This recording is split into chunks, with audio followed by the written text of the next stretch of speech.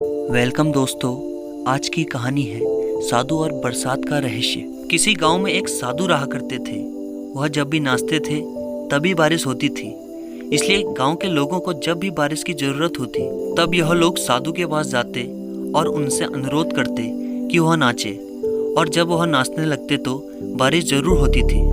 कुछ दिनों बाद 4 लड़के शहर से गाँव घूमने आए। जब उन्हें यह बात पता चली कि साधु के नाचने से बारिश होती है तो उन्हें यकीन नहीं हुआ। शहरी पढ़ाई लिखाई के घमंड में उन्होंने गांव वालों को चुनौती दे दी कि अगर हम भी नाचेंगे तो बारिश होगी, और अगर हमारे नाचने से बारिश नहीं हुई तो साधु के भी नाचने से बारिश नहीं होगी। अगले दिन सुबह सुबह गांव वाले उन चारों लड़कों को लेकर साधु की कुटिया के पास पहुंचे। गांव वालों ने साधु को सारी बात बताई। फिर उन लड़कों ने नाचना शुरू किया। पहले लड़कों ने नाचना शुरू किया। आधा घंटा बीत गया। फिर पहला लड़का थक कर बैठ गया, पर बादल नहीं दिखे। कुछ देर बाद दूसरे लड़के ने नाचना शुरू किया और 1 घंटे बीतते ही वह भी थक कर बैठ गया। बाकी दोनों लड़कों ने भी ऐसा ही किया, पर बारिश नहीं हुई।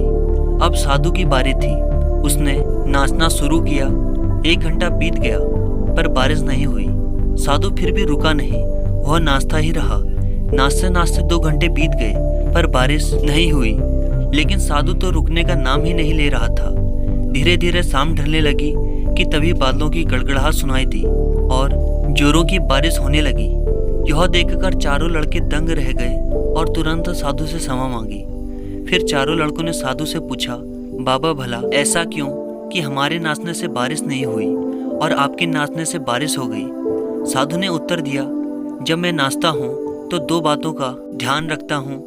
पहली बात तो मैं यह सोचता हूँ कि अगर मैं नाचूंगा तो बारिश को होना ही पड़ेगा, और दूसरी यह कि मैं तब तक नाचूंगा जब तक कि बारिश ना हो जाए। सफलता पाने वालों में यह गुण विद्यमान होता है। जिस चीज़ को करते हैं उसमें उन्हें सफल होने का पूरा यकीन होता है, और वह तब तक उस चीज़ को करते हैं जब तक कि उसमें सफल ना हो जाए। इसलिए हमें सफलता हासिल करनी है तो इस साधु की तरह ही अपने लक्ष्य को प्राप्त करना होगा।